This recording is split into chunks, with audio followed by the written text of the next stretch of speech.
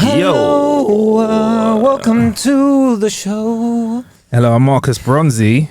I'm Kae Kurd, apparently. Yeah. This is Ain't Got a Clue. Right, guys, if you're enjoying our content, remember, we have a Patreon. Yeah, man. For the cost of a coffee, you can have every episode that we drop early and without ads plus. Yes, man, you get bonus content and an exclusive episode tailor-made just for you. Well, it's not really tailor-made for you. Like, I haven't took into account your particular interest. Yeah. This one listener's listening, having main character syndrome right now, going, "Raw, they did it for me." No, bro. Yeah, ChatGPT ain't really working like that. Soon, though. Yeah, soon. Also, okay, like, what do you think about just dropping the Patreon immediately after dropping the main episode? So our Patreon gang can just continue the conversation. No, it's waiting around for a couple of days. Just drop it straight on them. I'm all for that. Should we do that? All right. I'm all for that. So we had a few ones saying appreciate the shout outs and that as well. Yeah, People man. getting at us as well. But anyway, we've got a special guest in the building at Ain't Got a Clue Towers. Oi, yo, yo.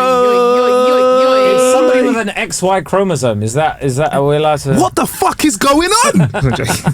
Token female on the lineup. Are we allowed to say female anymore? First of Of many. course you are. I don't know. No, because isn't female apparently it's misogynistic. Well, here's to what use the word female, innit? here's what we're gonna do. Laura, would you mind if we call you a female? Cool. Yeah, you can. Yeah. I like to call you Laura if I'm You honest. can call me Laura. Can we do that? I go by that. Yeah, I don't know. I don't know. What can you do? Do you know what, the way I am is just tell me what you want and I'll give it to you. That's how this I'm is living just life the- right now. this Is that is a the bad best- way of living life? I think that's the best rule. I You're mean, moving obviously like- you have your own boundaries. I mean, you know what I mean? I had him running about for an oatmeal latte because that's what I am now. But yeah, it is. You respect what anyone wants to be called. That's I mean, I might isn't start it? taking a piss. Call me daddy. Everybody got to call me daddy. Do you know what I mean? Like, you go to Starbucks. He's like, What's your wait a name, minute, please? yeah. Call me Real talk- puppy. Real talk though, Yeah. yeah. Like if somebody said I identify as daddy, Yeah. like, and it's like you got You got to respect that. But I'll be like, yo, can I call you something like D for short or something out here? Do you know what I mean? I don't know if I don't want to call anyone daddy or mum. I'm not doing that, bruv. That's reserved for my mummy and daddy, innit? 100%. Oh, by the way, did you buy the Lululemon boxes? I've not bought the Lululemon boxes because we're rebranding it. It's a Lululemon. little bit of a throwback to our last episode. Kay calls Lululemon Lululemon, and we think it sounds more fancy that way. Lululemon, yeah. And it's like underwear for men where they've actually put some thought into, you know, making sure it supports our It's genitals, just- making sure it's smooth, it's sleek. junk's Yeah, caressed. our junk is looked after. I have got a luxury pair. I think they're called Ellie trunks somewhere, yeah. Ellie At the trunk? back of my underwear drawer. Yeah, they'll support it. But I've not got Lululemon yet. Do you buy your husband like luxury underwear and that? I no, it's not. Do you ever go, baby, it's going down? Put this on tonight. bought you some Let me feel special. No, Like. no. He's not under Calvin so much, but I don't think my husband. I buy. This. I thought you were going to say, I don't think my husband wears underwear. No, I know that's when it's on, but it's this is gonna sound really weird. Talk about like, but I don't think I buy my husband pretty much everything because he wouldn't. He's so humble, like he wouldn't even bother. You know what I mean? Like, I'll be buying. Sort of. Oh, I've bought you a pack of underwear or something. Yeah, he's not bothered. That's lovely, isn't it? I love your husband. I know you do. Her husband, yeah. Like, you know them kind of people, yeah. He looks at you, yeah, and he's got these loving eyes, bruv, right? Okay. So like, when he looks at you, who we talking to you, Marcus, and you're like, right, that guy really cares about me. Yeah. and you just feel safe, in his presence. So and he then, does that to you. but like you can't stop. Oh, he draws you in with the See where I'm coming eyes. from? He's just there. He holds his energy. I'm all rah, rah, rah. Yeah. But there'll be a lot of comedians, male comedians especially, that I'll be getting along with, and then they'll be like, yeah, Laura's cool. Yeah. Then the husband might come to a gig and they're like, fuck Laura. It's all about the husband. Oh. It's not fuck Laura. Like, No, but your husband. Sean's the same, Yeah. you're the same, Tom was the same. There's lots of comedians that are like, I get it. I love seeing someone draw someone in and that person look like Kay, for example, is looking at them like, fucking hell, wow, get drawn in. Then they turn to the right and go, hello, and start talking to another person. And you see the person they're originally talking to go, hang on, that was my moment. We were getting on. But how did you meet your husband anyway? I met him online actually. I met him. Swear down. I did on this is like old school, but Guardian Soulmates. So I did it just before the apps. I'm sorry, Lord, you're going to have to explain a little bit more. Do you know you have what? to Do explain. you know what? Before you move on, you're the second person I know that's met their husband really? on Yeah. Guardian Soulmates. There you go. And it was a few people were getting married. They're all divorced now that were doing it. And I think I've been quite systematic in my life in terms of going for things. It's almost like, right, you know, I'm going to do I had my child, my eldest, when I was young, and then I went and did my degree, and then I became a teacher. And I was like, right, I'm going to get a husband, I'm going to be bona fide. Went on Guardian so much. I hated it. I hated dating. Can you explain Sorry, what you it have to is? explain what it is. Yeah, He doesn't know what it is. Okay, you're The so Guardian. young. The Guardian. What is that? See, I'm undoing all my working class year from the ends bits now. Oh, now it's all coming out. We just need to get one fascinating. It's So all- it it's all a used to ploy. be literally like a Lonely Hearts thing. Like you'd look in the paper. Yeah. Like you'd look in the paper looking for. That's what it used to be. Yeah. Then it went online, and it was just like, I suppose, any of the apps now. I miss the apps. I got out of, you know what they say, it's like getting last helicopter out of Came out of the jungle. Just on a helicopter. Get me out of here. Before the swiping started. So so I just, did, like, you put a profile up, like a... But how did it work? So did you like pictures? So you in could it? like each other, but you'd have to subscribe something per month to then be able to message and things like that. So it would show you like the You pictures. could see them, you could like them, but if someone then slid into the DMs, you could only respond if you were subscribing. Oh, that is so dreadful. and it was probably like 30 odd quid a month. Wow. You'll never get this. You'll never get this.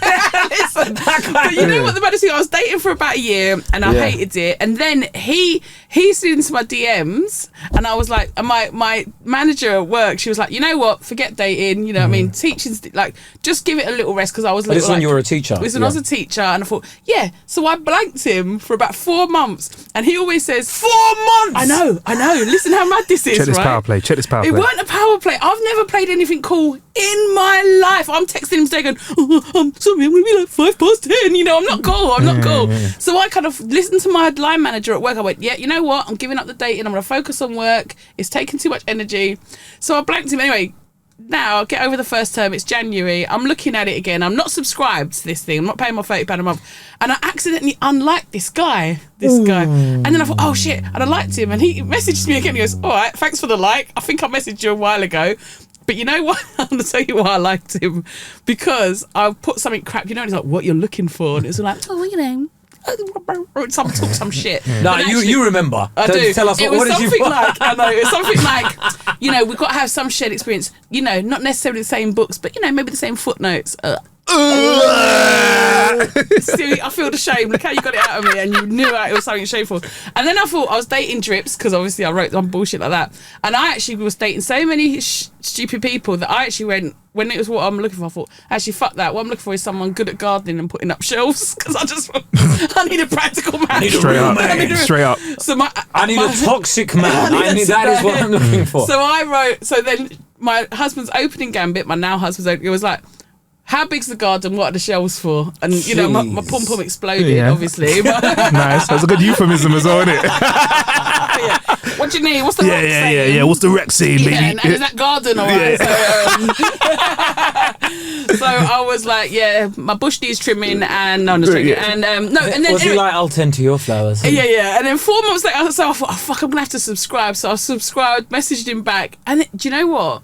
It's just been easy from like I say, he's just that guy, and it's like you have that thing. Oh, good, Ali's here. You just think, oh, good, Ali's here, but you don't know why. You don't want him to just do some anything. calming energy, Like honestly, it's almost like a character out of a sitcom. When you're just like, oh wow, why do we all feel calm?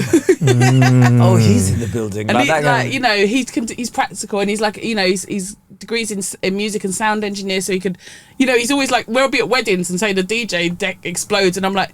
He's like, finally gets. Does anyone need a doctor? Yeah. Has anyone got DJ? And he's like that. Are you like I was doing it at a party. We was at a party the other day, and we're in a corner of the room, and we're vibing a little bit. I said, "Kay, do you know what this needs?" He goes, "What?" I go, "It needs 2 satellite speakers in the back of the room, top right. It needs a subwoofer here under the table. If I had this would be popping right now." But I was just like, enjoy yourself, bruv. He's all looking at the room, scoping it out. I was. Oh man, they need a function 1 in here, man. It's not really working. But Laura, though, I know you said you didn't, but you understand that was one of the tightest maneuvers in game ever. You put him on ice for 4 months, I didn't brought him back with a like. Yeah. Then you had the new friggin' thing saying gardening, whatever. He had to work for you. He's like, wow, 4 months. Yeah. So really, without trying it, you finessed that. Oh, I finessed it, but I've never finessed anything in my life. So that was all. So this is it. You can't play it too cool. Yeah. Girls, ladies, females, you listening? You cannot play it too cool. If he wants you, he wants you. If he wants you, he wants you. Yeah.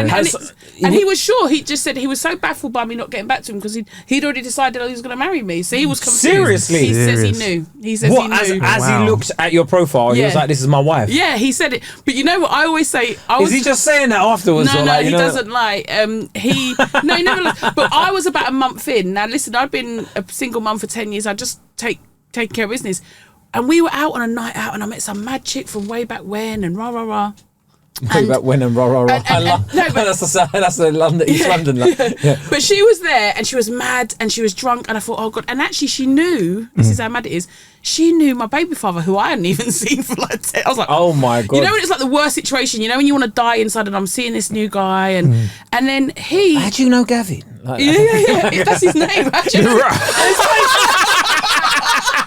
I didn't even know.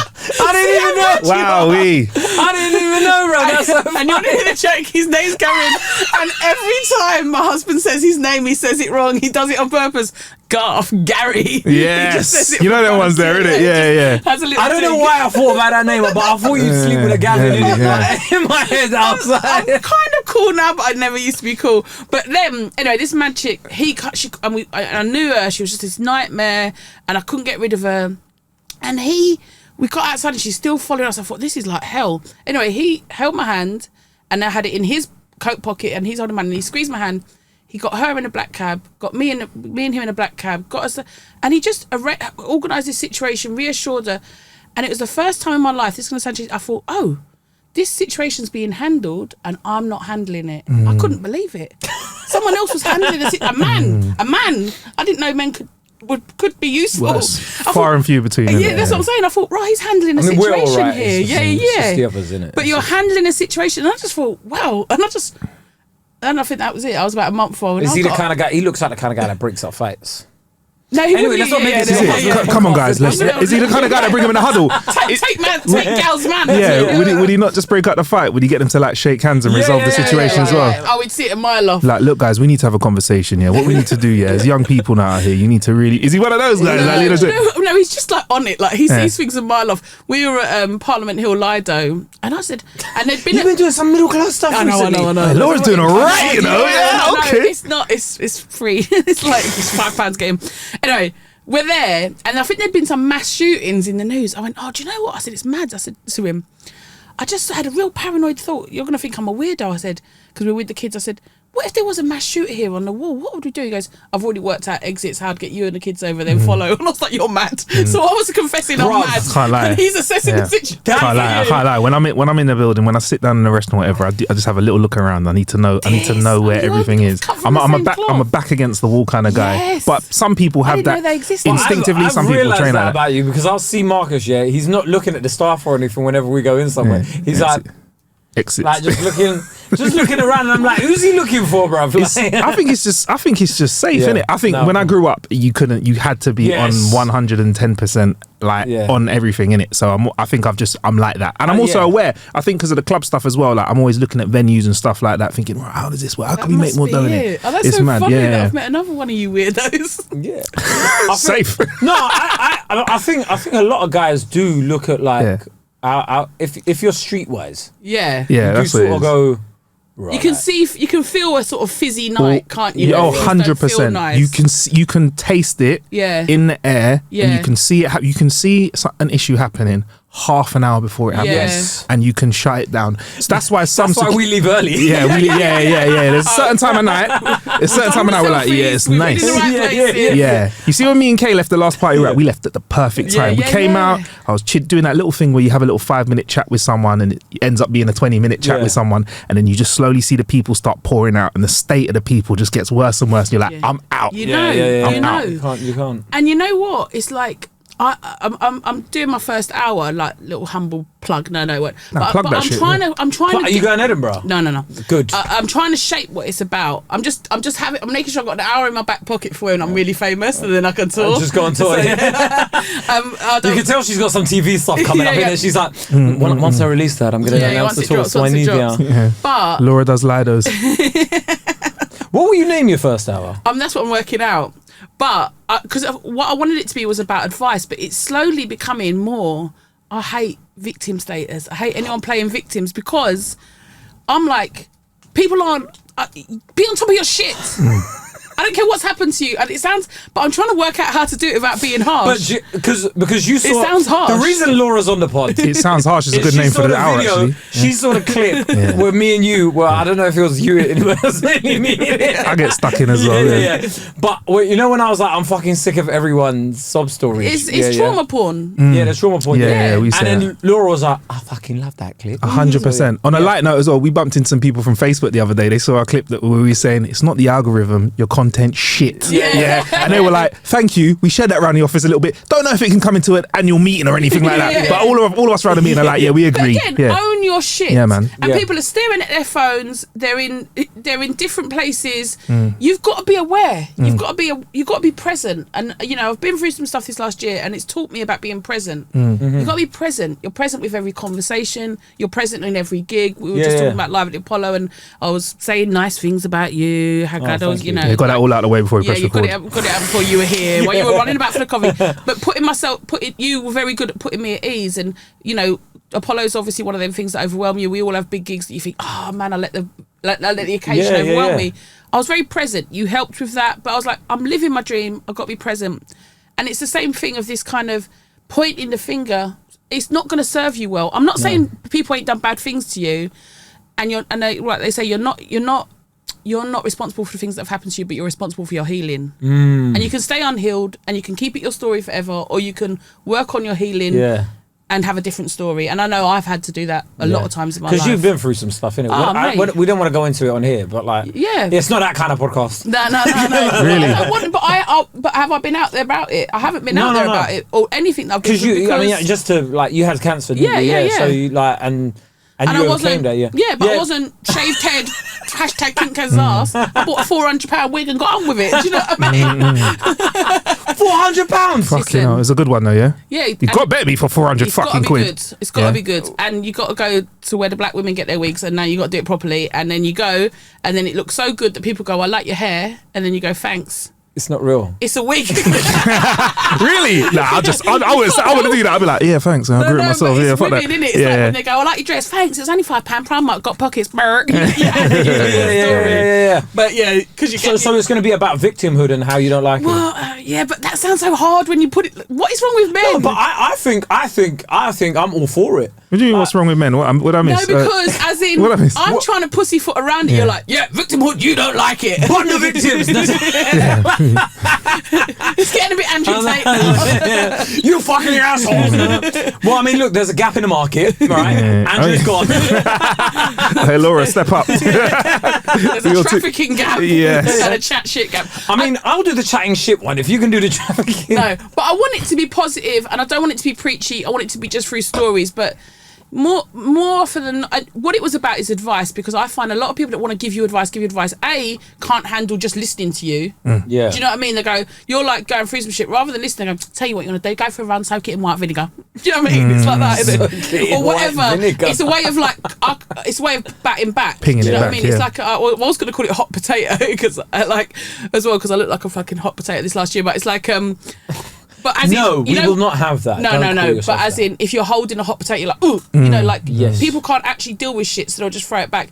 And actually, more time, people that are giving advice ain't dealing with their own shit. Yeah. Like people, the ones that are full of, like people that give a diet advice always do the most cocaine. It's like, all right, I'm hitting the carbs hard, but you're skinny because you do cocaine every weekend. Like do you understand? Do you know them ones? It's like, don't give me advice. It's like them man that were racking up during lockdown, being like, the thing is, I'm not taking these drugs from the government. I don't even know where they came from. I'm like, bruv, where did your shit come from? Exactly. It's probably been up someone's arse, isn't it? You get me? Whatever it is. They call it good shit.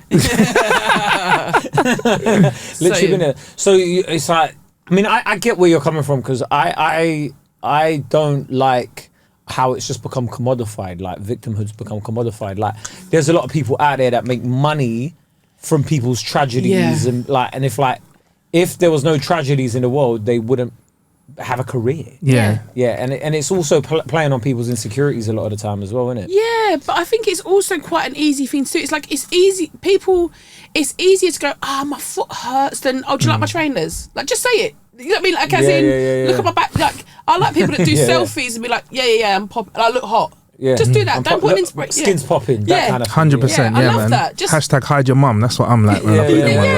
Yeah. And it's nice. We actually have to when Marcus is for real, man. Yeah, trust me. Is it? Yeah. Well, I don't know, young teeny bruv. I'm joking. No, but as in, you just join the fucking party. You know, do you know what I mean? And I tell this story on stage because I'm trying to say, I'm not saying real shit ain't going on, and I'm not saying people haven't got real shit going on.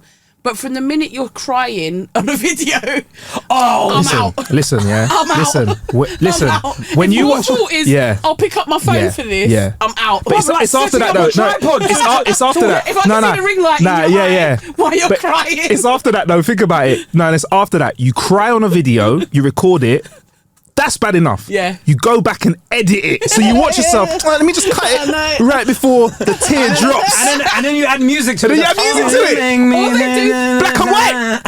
Or they do the whole journey like this is me crying for 3 months. Then I hit the gym. Now I'm shopping. Now I've got a dog. It's like, why are you doing You've made a montage of your life. Your origin.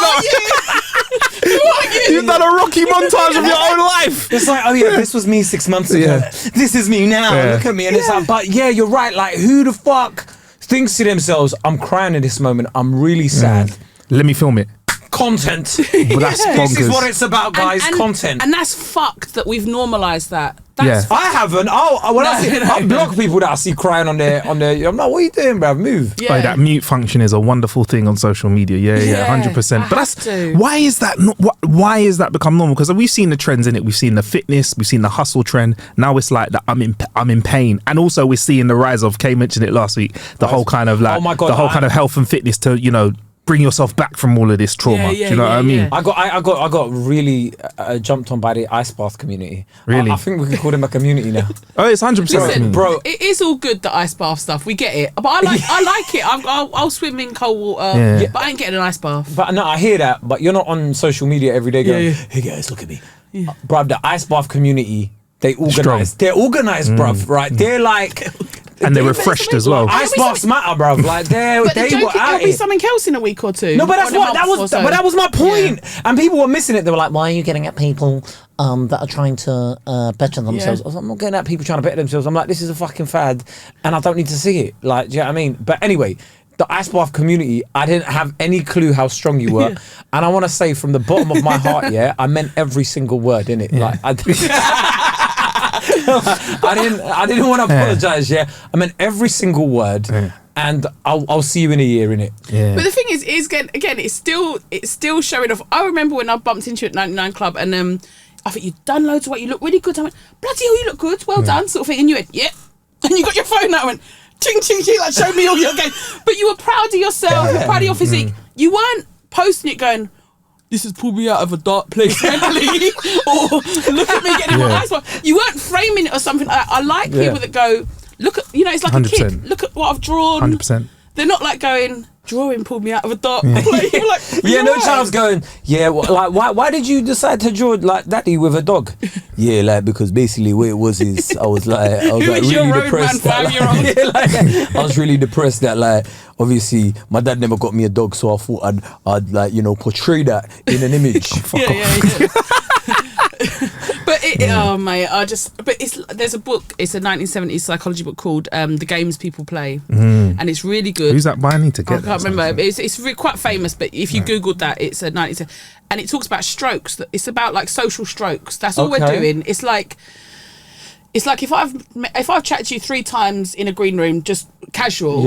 If I saw you another time and you didn't say hello, I'd be start crying your eyes out on camera. But it would be like, oh, that's weird. Do you know what I mean? You'd expect naturally, the more times you see each other in a green room, you probably have more and more from a nod to hello to this. It progresses, and these are like sort of strokes that you build up. And actually, all we're ever looking for is likes. And we did mention me having cancer, but it's like if I was putting that on socials, I don't think I could have occupied a real place about it. You have to dig deep when you're fighting for your life. You dig deep. To put it on and do it for likes and checking whether people have... I couldn't do it, and I muted anyone that was doing that because I thought, I can't take on your journey. I don't know what that's for. Why do you think people actually do this? Because it's normalised now, but what do you think is the gain out of it? Is it just the likes? Is it just the attention? Because let's be honest, that's what social media is really there for. But it's 100% that. It's 100% that. We want to feel that we're all having the same human experience. We want to feel loved. We want to feel validated. And people that have never been loved and validated through the normal channels, which it should be ultimately unconditionally. I mean, let's face it, we're of a generation, our parents probably just tolerated us most. We weren't Donda. When I watched that Kanye documentary, I was like, look how she says his name. Like, it's Kanye, just calm down. It was just like, oh, right. I don't think I ever had that. I never had that. I watched it thinking, my mum tolerates me at best. I was on the phone to my mum on the way here, and I went, "Oh, well done, love you." She went, yeah. Do you ever get that, like, where your dad would say "shush" and nobody was even talking? Yeah. I do that. Yeah, be like, wait, quiet. Brother, I'm not even saying a word, just like a reflex, like quiet, like just wants to watch something. Oh, what, TV? Oh, my dad used to fall asleep in front of the TV, and if I change the channel, wake up and switch. What are you doing? I was watching that. Like, Dad, you're sleeping. No, put that back. I was like, all right, cool. Then news at 10, isn't it? All right, cool. It's healthy, you know. This parenting that I try and do on Instagram, like, you know, so with my kids, look, I know you're having big feelings now, but you know you're not allowed to hit mummy. Them ones. But sometimes I do that mad old school parenting where I'm like, because you take the piss, that's why. I do everything. And you know, when you look round and they're pinned to the back of the sofa thinking, is she going to stop saying? I think they can survive that. Do your kids swear around you or not? No, the little ones do. But it's funny, but they know they can't. But I don't make a big deal of it because then they'll do it more. Do you know what I mean? Okay. So sometimes it comes out. And then it's sort of something that passes, and they understand they can't use that language. But is it? I wouldn't like allow it, or it's not. It's funny. There's those videos where the kid's swearing and everyone giggles around them and feels. I'm like, nah. If you keep doing that, ain't you going to be like, fuck everyone? Yeah. Well, that's how, like, you've seen. You know when they catch certain kids saying like racist stuff, and it's like because their parents have been laughing at it when they've said it. Yeah. Well, they're only hearing what they hear, and that's what you've got to admit. So why did you put those videos out there? They've only heard it from me. Yeah. So then you just go, okay, well, I'll stop doing that. Yeah. It's like hitting them, like my eldest, you know, like she'll throw stuff. I remember like hitting her hand, no. And then she just hit my hand. I thought, oh, yeah, I'm just teaching her to hit. To slap people up. That's interesting. It's just teaching them. They'll only, modelling is the only thing that helps people. Yeah. That's the same thing with advice. You just got to be there for people. Yeah. Because actually just being a nice person is enough for someone. What's the best advice you've ever received? One bit of advice from my sister. She said, so much tragedy. Anyway, she was very ill, and she said, and someone was moaning to her, and she said, and I was like, well, what do you want to say? What do you want to swap? You know what I mean? You're going through worse stuff, and this person. She went, pain is pain, no matter what causes it. And I thought, well, that's very nice. Sort of not quite advice, but it's like a good way of being compassionate. Yeah. But another really good bit of advice was that everything in your body, it starts as a feeling that we attach thoughts to. Okay. That was the best thing. That was the best insight and advice I've understood. Was like, sometimes you can be watching a film and feel really anxious, or you can be having loads of coffee. You can have lack of sleep. So then you're attaching thoughts to it. You know what I mean? All these mad thoughts. Yeah. And then you bring it back and you go, well, let me just check. And my daughter's really funny. She must have seen it already. But she goes, you got to treat yourself like a baby. She goes, has baby slept? Has baby ate? Has baby drunk? Has baby, felt like been that kind of is entertained? So true. And so now I keep doing that in my head where I'll go, when I'm having mad thoughts, because you can spiral, can't you? Where it's like, and you think, actually, like, I've just been, basically drinking schnapps every day on a mountain and then not sleeping and partying. I just need to hold it down. And it's like you go, well, it's like I pop into my go, has baby slept? It's like a little that thing. That is such great. Your daughter. Yeah, my 20-year-old said that, and I thought it's spot on. You just go, have I been taking care of business? And I'm not saying mental health ain't a real issue. I'm not saying you can run off, mad. You can't run off bipolar. Yeah, you can't ice bath bipolar, all right? Do you know what, though? You're so right, but though. You take care of them things first, then see how you feel. 100%. A week's good sleep, a week's less caffeine, no alcohol, no caffeine, no... It's like when people talk about anxiety. Slow down, no caffeine. Easy. Fuck it up. But there's knocking back Red Bull, smoking roll-ups, doing a line and going, my anxiety. I was like, you're feeding your anxiety. Yeah. You know what I mean? You're feeding it. 100%. Do you know what? That that has resonated with me so much because like last week I was like, raw, I'm bare depressed, right? And I was like, am I depressed or am I hungry, right? And then I ate and I was like, raw, I was just hungry. Like a pint of water, you go, oh. Yeah. I mean, seriously, and it pops into my head that has baby slept, has baby drunk, has baby fed. But it's those things. And also, we know as freelancers, burnout is real. Oh, we've been just talking about I was talking to Kae about it. Like I've been experiencing something that is cue the music, but I've been experiencing something that's not burnout. It's edge of burnout for a long time. So I'm just teetering on it. Yeah. So what you do is you keep grinding and pushing yourself. And what I found is every day by just waking up and writing down 3 things that I'm grateful for and running that long bath and putting ice in it. But now I've been on the edge of burnout because I've been grinding. So I've not been burnt out, but I've been on the edge of it. And I thought, when did I last wake up and I wasn't fucking knackered? Yeah, do you know what I mean? When you can't remember it, you got to reach back. That's already a bad start to the day when you wake up and you're like, I'm still tired. Yeah, I'm still tired, bro. Yeah. Or having too much on. And you know, again, this year it's taught me rest. Rest. I make no apology about rest. You know, sometimes I'm desperate for going back to gigging, but I think it's good. I've not gone out. You know, it's like rest is everything. That's what I struggle with. I get guilt. So as soon as I feel better. So on Friday, I felt better. Friday night. Yeah. So I was like, you know what? Let me just get them emails done. Message Kae and all this stuff. And I was like, why are you doing this? But I need to learn how to chill out and take some time. But it's a learning experience, but it's very interesting. Very interesting there. Yeah. But I like that whole, like, has baby slept? And calling yourself baby's quite nice. Parenting yourself is quite important. Like, we're joking about our parents. Just imagining him as a baby. No, but it's a nice thing. With a onesie on. Has baby slept? You know what? It brings a smile to your face when you ask yourself that. 100%. Because there's nothing wrong with parenting yourself. There's nothing wrong with treating yourself. Well, it's more like saying that it's like circular, you know, like that. It's a bit on a cosmic level, but time is circular. You can. I like this image of like, you know, your 30-year-old self is pulling that 11-year-old through to whatever they needed to come. My 11-year-old self will look at me now and go, raw. Yeah. Bro, you're cool, bro. Yes, and that's a nice thing though. And you've got to love that 11-year-old that weren't cool. No, of course, 100%. You've really got to do that. I was cool when I was 11, still I'm cool again. You see that vibe. You're always a vibe. I'm cool again. Yeah, so you're 11-year-olds. Come here, you little fat cunt. We're gonna get tongs. Come, let's get hench. Wait, you're gonna be funny, bro. Yeah, bro. Use that. Use what you got now to get funny. I know your parents ain't letting you having a haircut right now, but there'll be a time where you're having 2 trims a week. Wait, listen, short hair is real. Are you 2 trims a week? Yeah, I get a trim and then a shape up. Yeah. I'm like, I stay 1 a week. I could go 2, but it's too much. It's too much, man. Yeah, because you know Michael Richards, it became a massive news story this week. Oh, really? Because he was on punditry duty and they were like, he's like, oh yeah, I get my haircut 3 times a week. And they were like, how much do you spend on a haircut? And he's like, if my barber comes to me, it's £200 per trim. Right, I've met his barber as well. It's funny, But and he was like, so they were like, so what? You're spending like £600 a week? He's like, yeah, about that. And they worked it out. It was like over 30 grand a year on haircuts. That's someone's salary. I'm about to say that's £2.5 grand a month. That's a salary. But brother, his barber is living life, you know. Hey, Michael, I can trim you now, bro. I'm just saying, I'll shape you up, bro. Brother, I was gonna text Michael and go 30 grand, and you decided to get a Mohican, bruv. Like that. That's what I was gonna text him. It makes sense, don't it? If he's on TV 3 times a week, he wants to be staying fresh. And if he's not trimming himself, but come on, 3 times a week, that's strong. Yeah, but he doesn't want like beard grow back on day 6. Yeah, but Michael Richards looks perfect every time. He is perfect. Yeah. Yeah, like every time you see him, his hair is in place or whatever. Good looking brother. Yeah, anytime there'll be times because I was working with him on A League of Their Own, and I'll be looking at him. He's like, yo, I need to get a trim, bro. And I'm looking at him like, what do you mean, bro? Like, your hair is fine, bro. And he was like, nah, man. And he's just like waiting for his barber, and his barber's coming in. And I was like, that barber probably just turns the machine on, you know, and just probably just puts his hand takes the blade off it. He just goes with his mouth. Fucking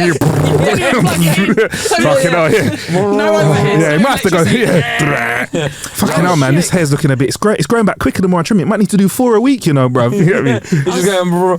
Yo, you like that? Yo, yeah, man. It look good, no, his barber must be nice. 30 bags.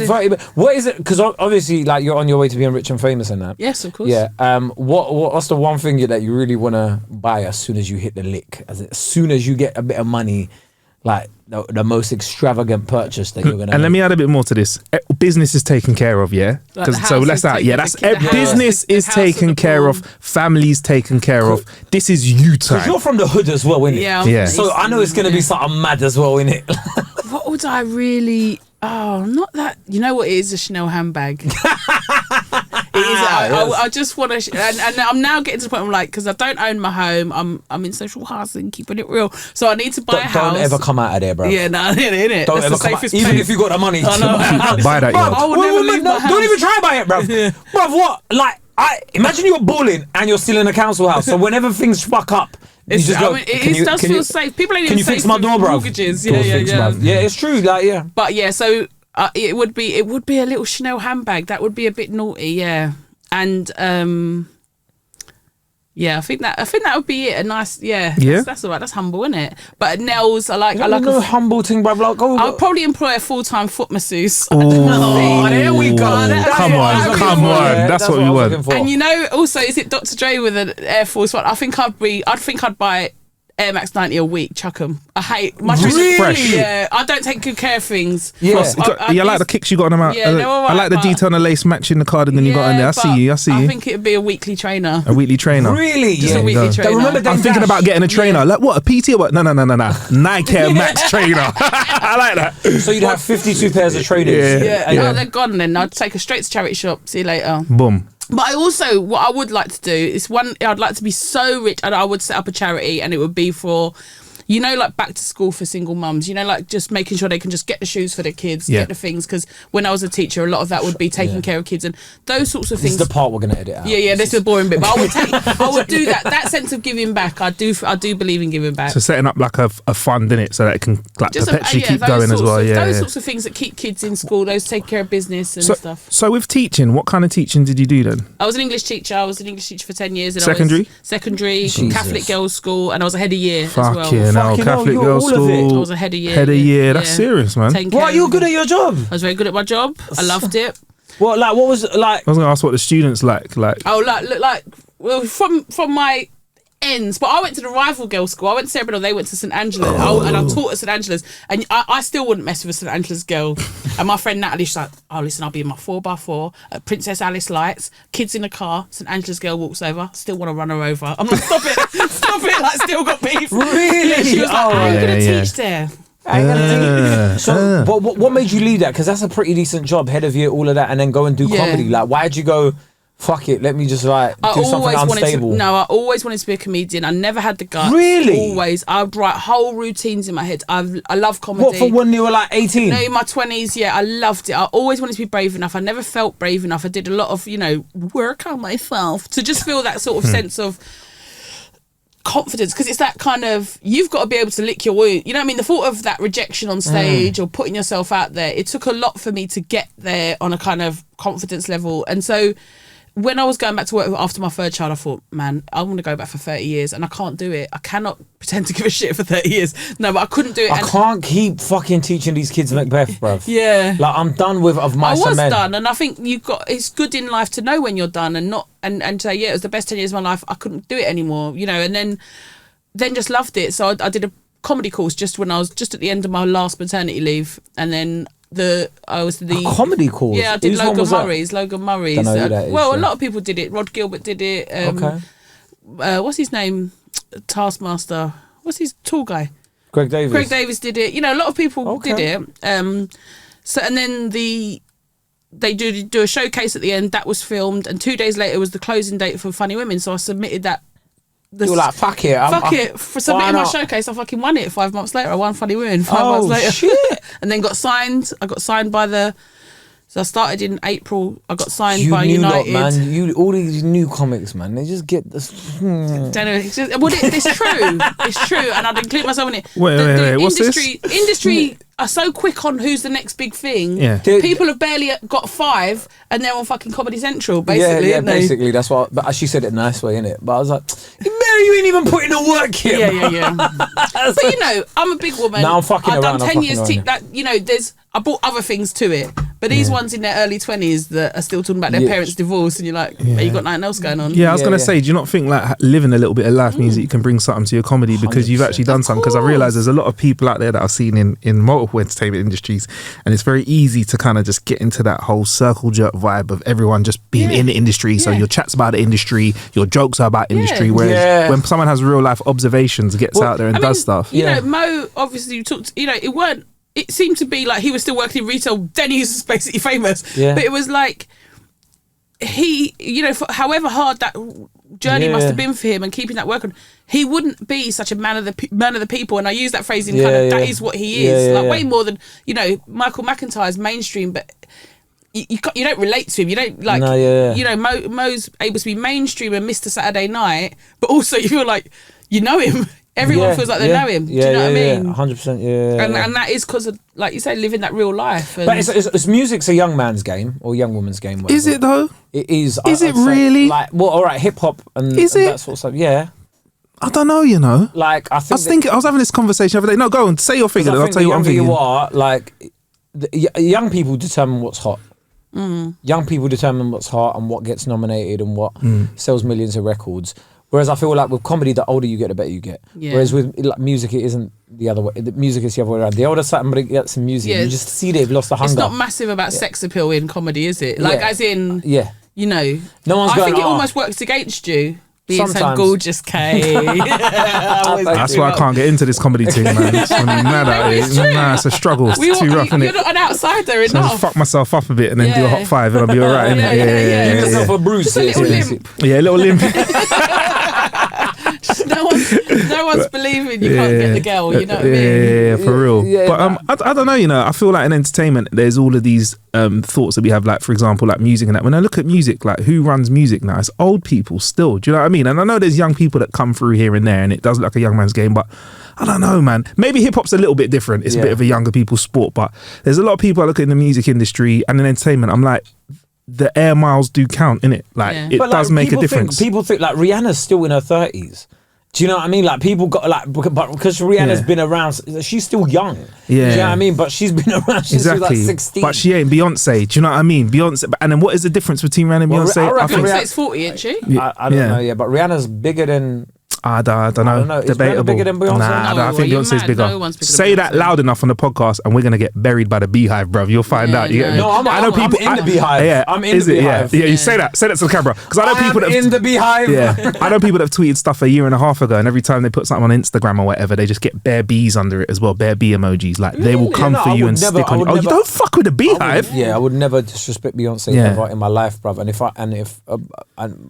not even like Kelly Rowland and Michelle, bruv. I never. Yeah. Like even like Kelly. straight, I'm not getting Kelly. Kelly was my one, Our Destiny's Child. Kelly was one like that, Is it? Sending messages on Microsoft Excel. Yeah. I was like, I was trying to learn that. I wanted to do a course in Excel so I could text her. That was such a big tune. That was a heavy tune. Do you know what I found really confusing about Destiny's Child? Right, it was that like, it was the mixed messages. Yes. All the time. Like, do you know what I mean? There'll be one song where it's like, oh yeah, fuck men, essentially. And the next one, it's like, I'm gonna cater for you, to you, whatever. And it's just like coming out like, oh, I'm gonna untie your shoelaces and give you a massage and all of that. And you're like, oh, done, I thought you were Miss Independent and like, you don't need no man. And then the next one is like all that other stuff about like, you know, the club is jumping, right? That tune. Oh, leave your man at home and leave your girl with a friend. I thought those bars were heavyweight. A real cheater's anthem there, isn't it?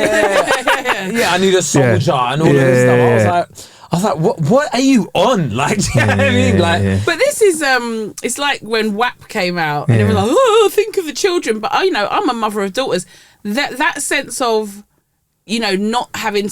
I mean, I thought you were gonna say like, no, but it is. No, that sense of having a wet pussy is really important. Yeah, cool. You know, vagina dryness is real.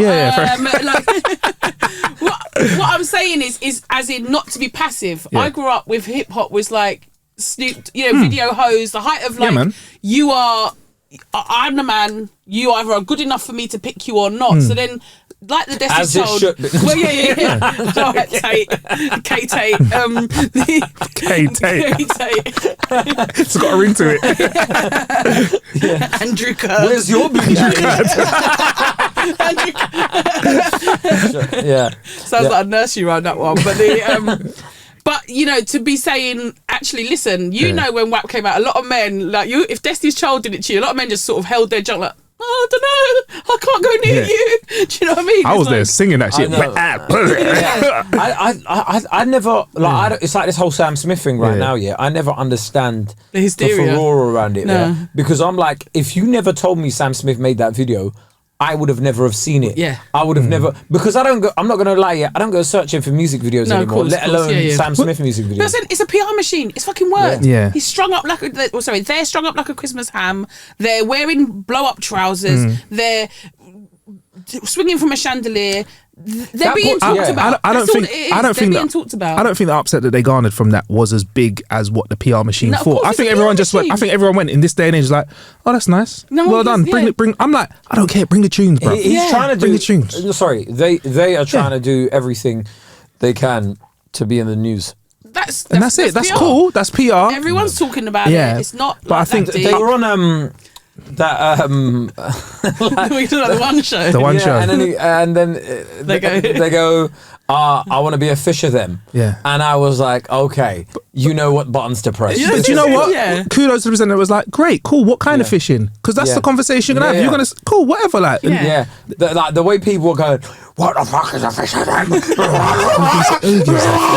gives a fuck? But again, foaming at the mouth. Again, this is the same thing for me. Like we started the thing talking about, your upset has got nothing to do with whether they're going to do whatever they're doing. Your upset is not a fucking part of the argument. Exactly. Like, people are getting triggered. Like, if you're getting triggered, you're unhealed. Has baby slept? Has baby eaten? You need to sleep. Does baby need to delete Twitter? If you're that up in someone else's success, go do you. We all know it. We all know it in comedy as well. If you're going, it's you. Yeah, 100%. Keep your blinkers on. But not even just that though, right? Like, if you're online getting angry, just take a look around, do you need to do the dishes? Right? There are things that need to be done around. Guarantee there's ironing that needs to be done. There's always ironing that needs doing, innit? If you see yourself nearly trying to reply to something in a negative way, just go, have I got does baby have ironing to do? Take TCB, take care of business. I was talking to my brother because, again, you get on Twitter, Lawrence Fox is chatting shit. I tweet about Lawrence Fox. Leo Curse jumps on it, tells me I've got a face like a bag of spanners. I was like, I deleted the tweet because I thought I can't have GB News cronies jumping on me. No, it's just, I don't give a shit. Anyway, I'm trying to explain this whole thing to my brother and he's like, listen, he's listening to me, he's going, listen, this is what I'm saying. You need some DMT or you need to do some ayahuasca. From time you're reading something on Twitter, talking about it, then getting upset, someone's talking, what the fuck are you talking about? And it's like, at that point, you're checking yourself. I'm not. You got to check yourself. You got and you've got to understand, like, sometimes, like, what is, like, for example, the BAFTAs, not like there was a lot of furore around it yesterday. We're recording the day after the BAFTAs went out, and it was just like, oh no, people of color have won an award or etc. etc. etc. And I was like, I could tweet about something right now, but what benefit does it have to my life or whatever? Like me highlighting it even more. I just retweeted someone's tweet and then turn it off. But there was people that like spent their whole time just like tweeting really angry about it. Like, look at the BAFTAs, look at what they're doing, and they're replying to other people, liking other people's tweets, and you're like, that's not really going to change. Yeah. Oh, is this the big photo that happened that looked very? No. So basically, yesterday, at the BAFTAs, no people of colour that were nominated won an award. Okay. So nobody won an award. Like, it was all just white people, I think, that won an award, right? And everyone was going, right. Like, so we're back, We're back. Back in the good old days. Fucking hell, none of this shit. It's back to business. What's that video of them little kids where these little white kids are hearing about black people being mistreated? He went, oh, okay, are we white? And he goes, oh, phew. Bless him. Yeah, no, but go on. Yeah, okay, no, so like, it was, and then people like started like bringing up quotes from like Joaquin Phoenix when he won a BAFTA, going, "This is like extremely white. This place." Shit, and he said he's part of the problem as well. Was that this year or last year? No, a couple of years ago, 2020. And then there was like, what was her name? Sandra Oh, the one that was in Killing Eve. Yeah. She basically, like, they found interviews of her and they were tweeting about it. Basically, she was saying like she's like, the UK has a long way to go. She's like, because when she was filming Killing Eve, she was the only Asian person on set. She was like, there was just nobody else that wasn't. And she was like, her growing up in America and like in the entertainment industry in America, she's like, that never happens. And she was like, the UK has a long way to go. But I was like, none of it's surprised. If you're in entertainment, I'm like, why are you really surprised? Like you nothing. I see all of that and I'm like, oh yeah, okay, makes sense. To go back to what you said about Twitter though, it's interesting because some people have made careers off tweets. Like they've made careers off tweets. Got agents got signed. One tweet that blew. Or got jobs in different. I know people that got into the music industry strictly off like their Twitter action, and so I get that, but at the same time, like, and I don't. Maybe this is to my detriment, but when you guys see stuff as comedians, I think people expect you to have like a zinger or something like that. But I'm kind of look at something and go, whatever. Everyone's scrabbling to do the same joke, and sometimes it's not that. Like it's just all I tweet about football. which is fine. It's like come on you irons, that's me. Is it? Okay, cool. I know. Well, you were in West Ham colours today. I was gonna say, innit? Yeah. I only come in because you had a bit of claret.